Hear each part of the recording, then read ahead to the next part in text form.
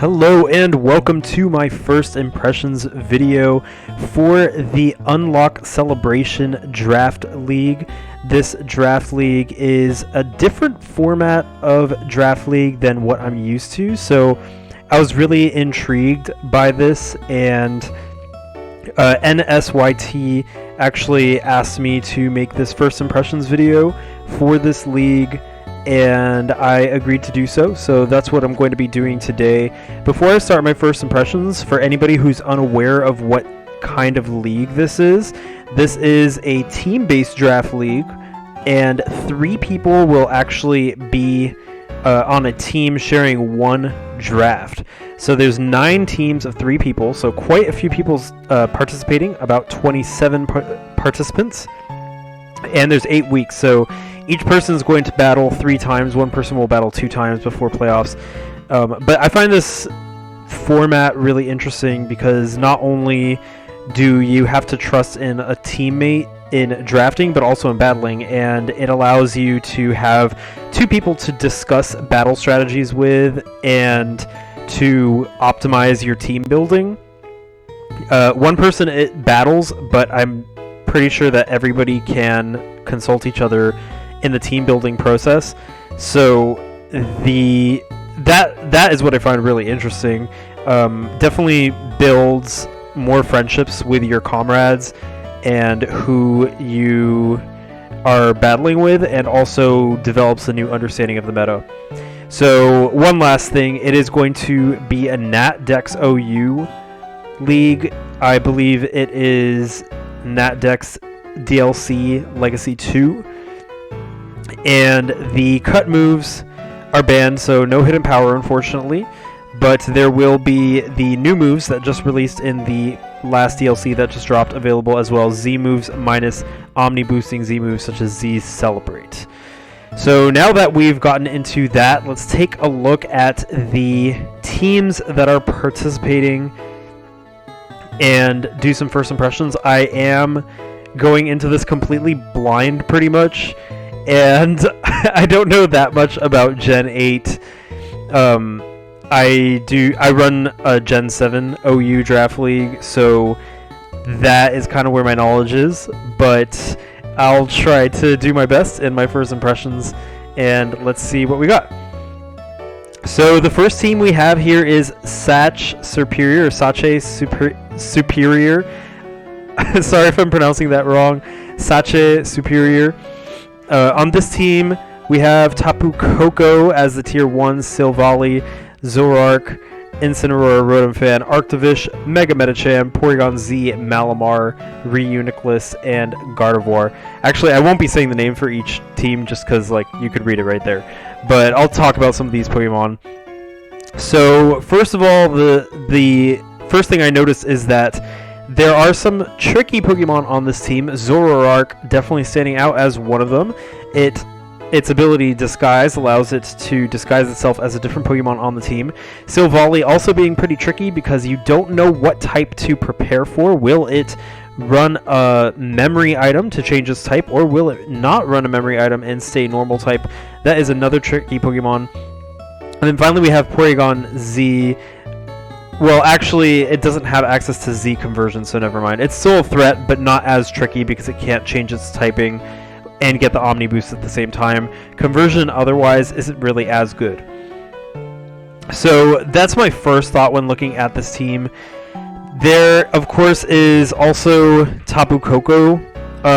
One thing that I'm not sure about with Tapu Koko is that Tapu Koko is a really strong Pokemon, but there doesn't seem to be a Pokemon that really benefits a lot from the electric terrain that it sets up, such as Raichu, Alola, or another electric type that could benefit from it. I believe Rotom Fan does not benefit because it has Levitate, so it's not grounded. It doesn't get that electric boost. Of course, this electric terrain does mean that the team will be a lot harder to put asleep. So many of the times it will be immune to Spore and Sleep Powder and moves such as that. So something to take in mind when you're team building against this team. There is some decent firepower on this team on both the physical and special side. Mega Medicham, Porygon Z, for example, Mega Medicham hitting hard on the physical side, Porygon Z hitting hard on the special side. We also have Reuniclus and Gardevoir on the special side. Incineroar hits pretty hard on the physical side, and Zoroark hits pretty hard on the special side. So there's a lot of Pokemon that actually hit pretty hard on this team. It does seem a little bit more offensively inclined than defensively inclined. Tapu Koko is the fastest Pokemon on this team. There aren't really a lot of other super fast Pokemon on this team. So this team's main strategy, I think, is going to be really breaking through the opponents before they could do much.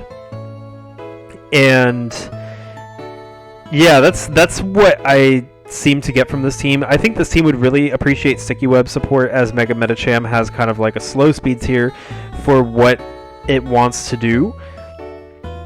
But overall, this does look like a little bit more of an offensive team. There doesn't seem to be a lot of super safe switch-ins to some Pokemon. Rotom Fan can be quite defensive as a Rotom form, and I believe now with Heavy Duty Boots it's a little bit better. And Reuniclus can be a nice switch-in as well.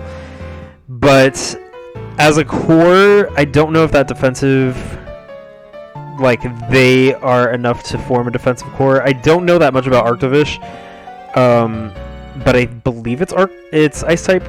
So this team does seem to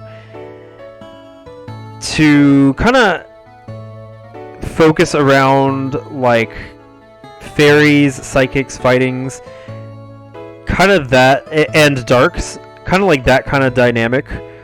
So that is good at hitting a lot of things either super effectively or neutrally. Defensively, there might be some struggles with this team. And I also noticed there's no ghost type, so spin blocking, although this team doesn't really seem to rely on hazards that much, so that's actually not that big a deal, but it always is nice to have a ghost type. But anyways, overall, a pretty interesting team. I definitely think that there's going to be some gimmicks used on this team and tricky moments with Zoroark and Silvally, so stay tuned for that for sure. So the next team we have available is the PogChamp Pupitar's, and this team looks like it does have a little bit more defensive options than the last team. Maybe not as many offensive, but we'll take a look. So we actually had the Pure Power Mega. This time we have the Huge Power Mega in Mega Mawile. Mega Mawile, of course, hitting like an absolute truck. It does seem like that is the hardest hitting Pokemon on the team. Other hard hitting Pokemon are Toxtricity, Landorus Therian, Arcanine, Dragapult, and a few others even can be used to hit hard, although are usually more defensive. So there does seem to be physical hard hitters and special hard hitters, although definitely more physical hard hitters than special ones. So if you're defending versus this team, aside from Toxtricity, I think you really need to focus on having physically defensive walls to handle any of those Pokemon if you're taking a defensive approach to team building for this team. Interestingly enough, there also is a Trick Room element to this team, as it could function very well in Trick Room. Slowking can set up a Trick Room. I'm not sure if Sylveon can. I don't think Sylveon can. But Slowking definitely can, and that could be used to benefit Mega Mawile, as well as Hitmontop and Slowking itself. Another interesting to take into consideration is that there are 3 Intimidate Pokemon on this team. Mega Mawile being able to intimidate... No, sorry, 4 Intimidate Pokemon on this team. Mega Mawile being able to intimidate in the base form, Landorus Therian, Hitmontop, and Arcanine. So if you're using physical attackers, that actually might be troublesome to you. So going for some special Pokemon might be a little bit better in this matchup, especially since Pokemon like Miltank, Mega Mawile, Tangela, Hitmontop, not Hitmontop, all kind of excel more in the physical side. So this team does have some pretty nice defensive options as well as some nice offensive options. I would classify this as a pretty nice balanced team, and there's access to a lot of different types on this team as well. This does seem like a team that I would like to use personally. Like, if I was in this league so far, this looks like a really fun team. I do think that this team... Let's see, I'm trying to look and see what this team might struggle with, but there's no glaring weaknesses to me. Yeah, there's not really a lot of glaring weaknesses. There's just some pretty nice synergy on this team. The defensive Pokemon go well together. Sylveon acts as a nice cleric. The offensive Pokemon have reasonable bulk. Trick Room is an option as well. So overall, this team looks pretty solid, and yeah, it looks really nice. That's what I got to say. So we're moving on to Liverpool Litten now, and let's take a look at this one. So right off the bat, I noticed Melmetal, which I have heard good things about, as in it's very strong. I haven't used it myself, but I have seen its stats and what it's capable of, and it does appear to be very powerful. Ninetales Alola could play a very nice role on this team, setting up Hail and Aurora Veil, which would vastly help Melmetal, and it's already pretty bulky, so Aurora Veil would just skyrocket its defenses while it's able to plow through things. Aurora Veil could also benefit Celebi as well. Overall, this team does seem like it is pretty vulnerable to rocks, so there might need to be some heavy-duty boots being run, since the only Pokemon that could remove rocks, as far as I know, are Talonflame and Mandibuzz with Defog. I'm not sure if anything else got Rapid Spin in Gen 8, but as far as I know, just those Pokemon, and they're already weak to rocks themselves. Aside from them, also Ninetales Alola is weak to rock as well as Excelgor. So this team definitely doesn't want rocks to go up. And Defog is the only method of removal, and that could mess with dual screens from Ninetales Alola. So that's something that this team is going to have to take into account. Additionally, it does look like special fire type. Well, not just special, maybe even physical, but Melmetal is pretty strong on the physical side. But fire types in general seem to give this team a little bit of trouble, especially if they have some coverage moves. For example, to take on Mega Tyranitar, if they have fighting coverage, that could be pretty good. If they have psychic coverage or electric coverage, taking on Poliwrath could be really good. It does appear that overall, like, Rotom Heat seems to be pretty intense for this team, so if this team has to face a Rotom Heat, I feel very bad for this team, because it seems to counter this team really well. So that's something I would say this team needs to take into consideration.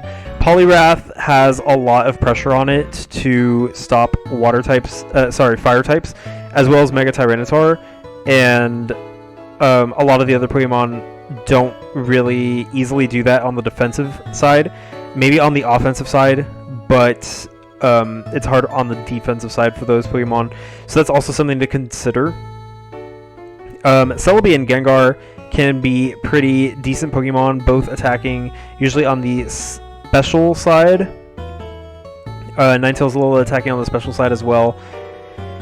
Drampa also attacking on the special side. So Melmetal, Tyranitar attacking on the physical side. So there are some options for special and physical attacking, but it seems like special is a little bit more versatile in this team. So we're probably going to see more special variety from this team. Frogadier as well, for example. So this team seems to also struggle with electric types to some extent, and ghost types to some extent, considering Celebi and Gengar, for example, are hit pretty hard by ghost types. I think Drampa could be a pretty decent Pokemon in this team, just because it covers some of the stuff that other Pokemon can't, such as resisting ghost and having wide coverage, resisting fire, etc. So tier 5 Drampa, but really tier 1 Drampa, am I right? But yeah, overall, this team is pretty interesting. I actually haven't seen anybody draft Frogadier, so that's going to be interesting to see how that turns out. Greninja is usually the Pokemon of choice for people, but a lot of draft leagues have it banned just because of how good it is. So that was Liverpool Litten, or Littens. Littens, the S just isn't showing. Alright, we have Miami Heatran, and of course I'm going to be biased towards this team because I am from Miami and I currently live in Miami. Right off the bat, it does seem like rocks could be pretty unfavorable to this team, with Mantine, Xatu, and Shuckle all not wanting to come into rocks. However, Xatu can bounce back rocks, so that's something that people are going to have to take into consideration when they set up their hazards, is if Xatu comes. And there's some nice synergy going on between Pokemon such as Jolteon and Mantine, for example, being able to cover each other. Jolteon being rather frail, but it still can come in on predicted electric moves, or at least threaten people from not using electric moves. Mega Scizor works really well with Zygarde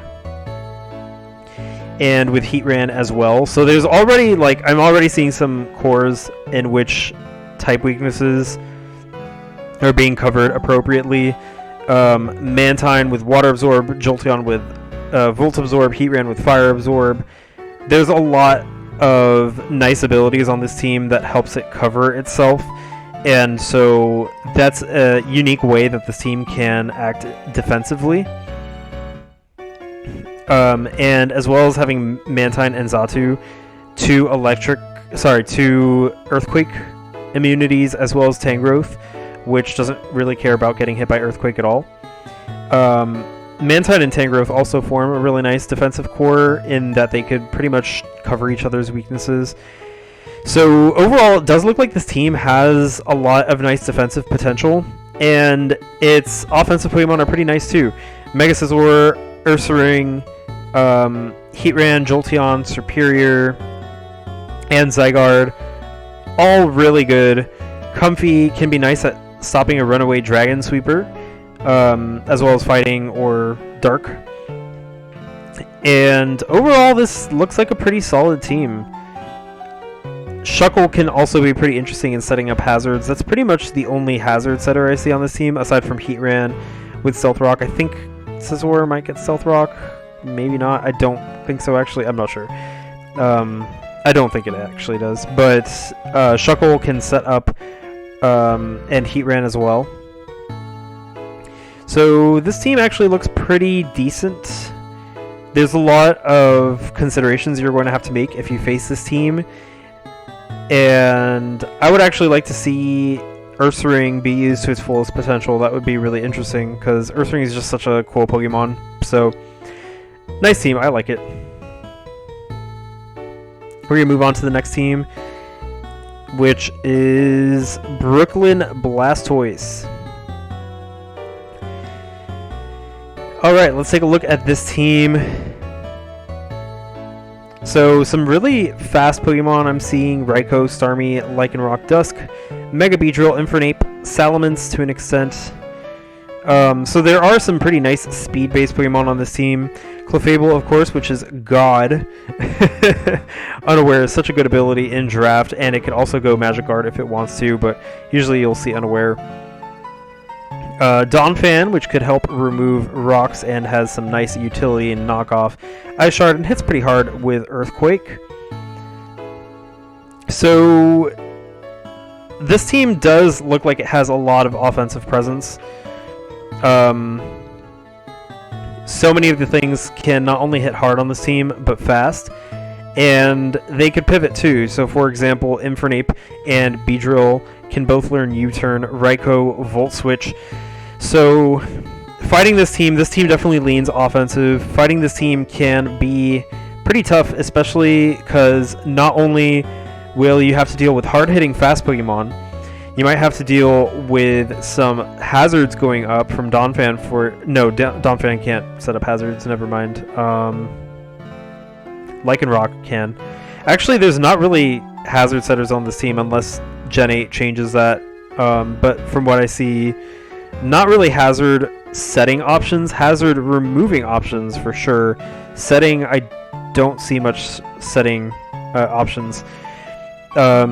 Which maybe this team should invest in if they do a trade, because all these offensive Pokemon would really appreciate those hazards to maybe secure some KOs or break Sash or Sturdy.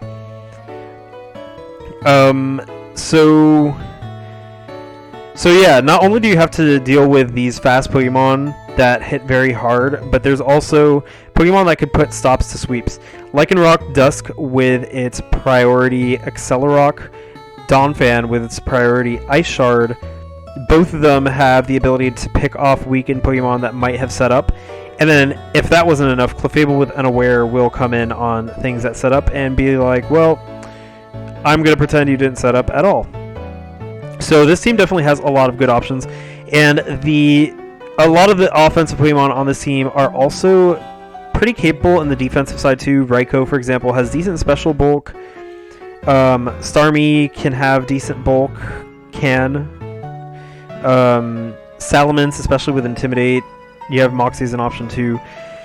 So there's a lot of good stuff going on there. Clefable, Donphan, Klinklang, and Go-Go serve as some nice defensive options. I'm not sure how much use the latter two will get, considering so many of the other Pokemon are so good. But the former two definitely, I think, will be seen. And overall, the team looks pretty decent. Trying to look and see if I see anything that stands out as scary to this team. Bulky Waters might give this team some trouble once Raikou goes down, because it's pretty hard to break through Bulky Waters. But aside from that, this team does look pretty nice. So we'll move on to our next team, Salt Lake Swarm. And on this team, let's see what we got. There's Rotom Heat, the fabled Rotom Heat, which I hear is really good in Gen 8. Palossand, Licky Licky, Mega Aggron, Persian Alola, Shaman, Primarina. Okay, so this team right off the bat looks like it has quite nice bulk. It does have a Wish Passer in Licky Licky, which could be very, very sturdy. Mega Aggron, of course, being extremely sturdy as well. So some of those defensive Pokemon do struggle with fighting types, but there's answers to those, such as Latios and Primarina and Tornadus Therian. A fighting type that's bulky with really good coverage, such as Conkeldurr, can probably give this team some trouble once Latios goes down, or threatening that Latios switch in because it doesn't want to get hit by a knockoff. So that's something this team is going to have to take into consideration. But overall, it looks like this team has a few hard hitters. Latios, Primarina hit pretty hard. Tornadus Therian, Shaman can hit hard. It seems like most of the hard hitters are on the special side. On the physical side, there aren't as many. Mega Aggron, of course, can hit hard, but it's usually more defensive. And Toxicroak as well, but it's very frail. And Pinsir. So this team, definitely you're going to want to have some special Pokemon to tackle this team, due to the amount of special attackers it has. And it seems like there's not a lot of hazard setters, but there are some hazard removers. I believe Pinsir gets Stealth Rock, Mega Aggron. We don't really see any spikes unless that changed in Gen 8.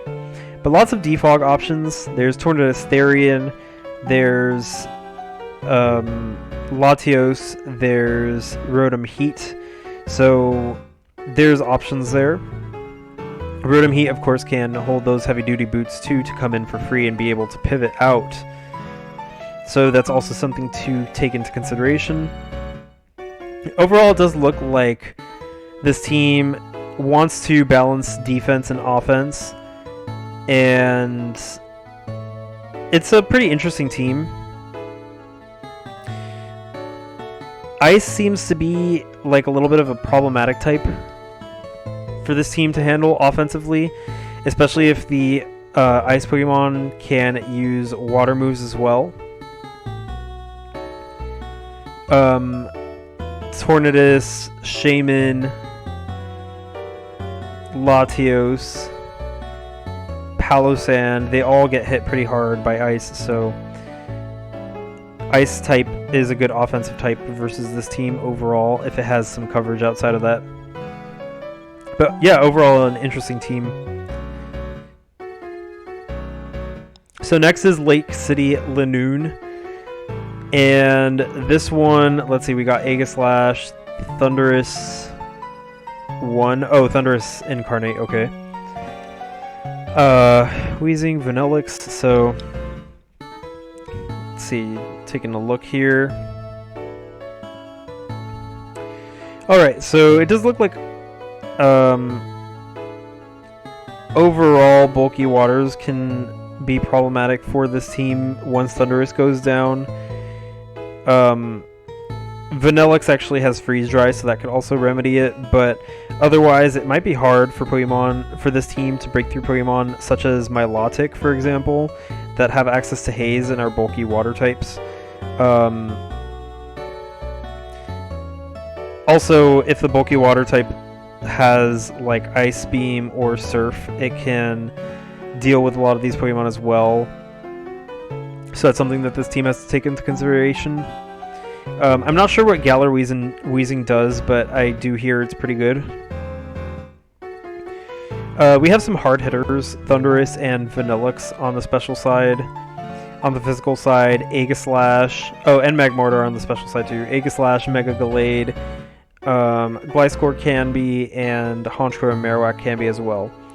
So it looks like there's more physical threats, but you definitely don't want to sleep on the special threats as well.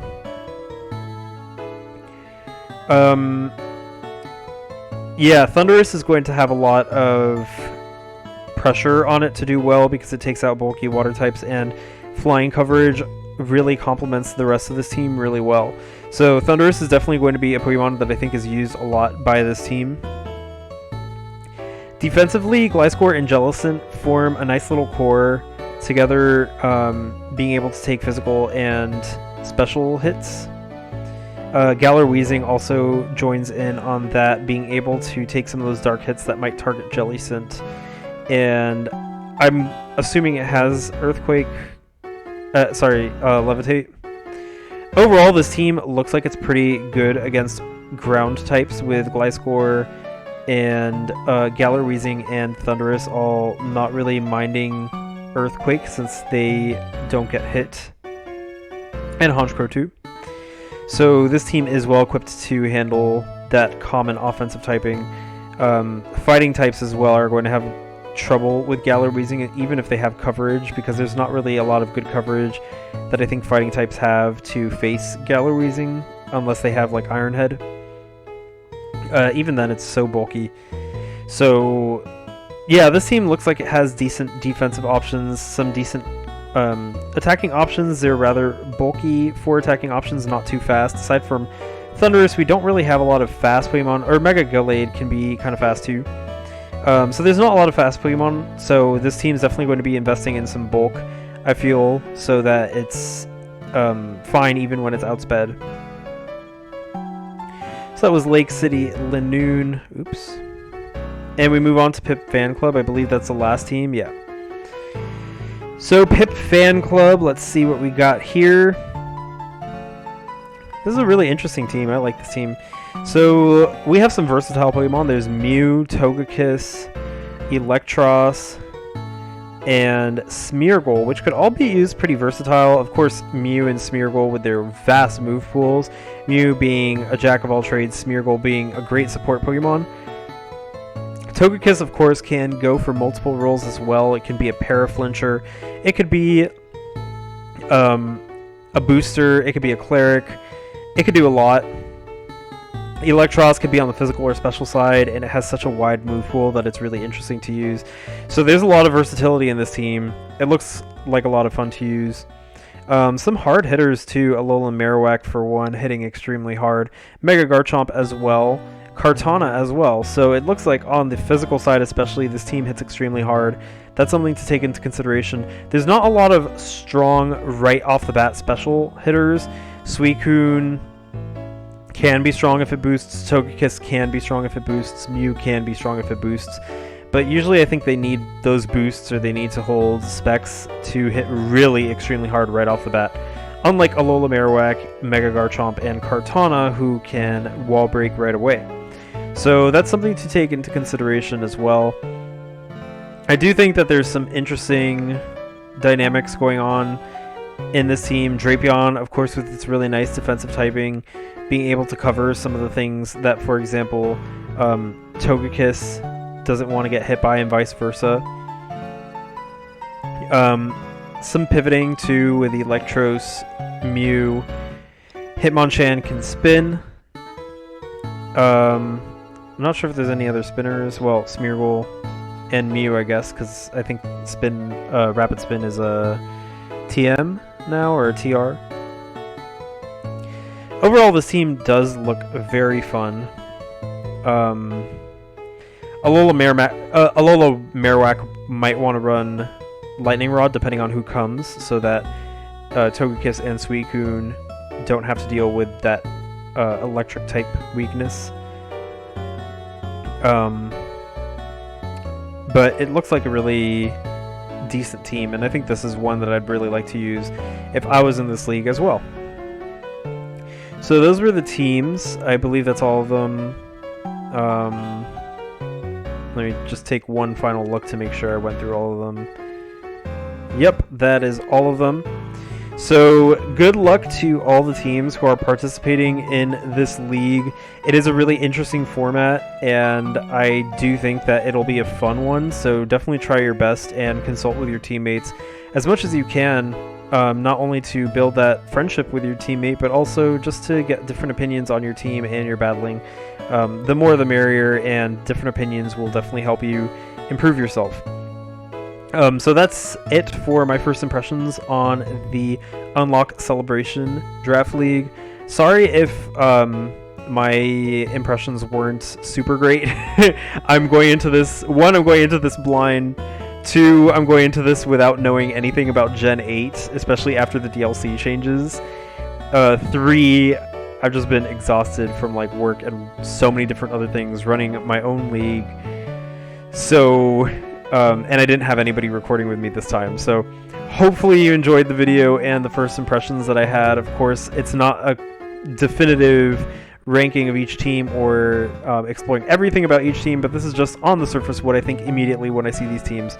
So thank you, NYST, for asking me to do this. Sorry, NSYT. I think a lot of people get that confused. I think you said NSYT for asking me to do this, and I hope your league goes well. Good luck once again to everybody who participates, and thank you for watching. And yeah, hope you have a good league.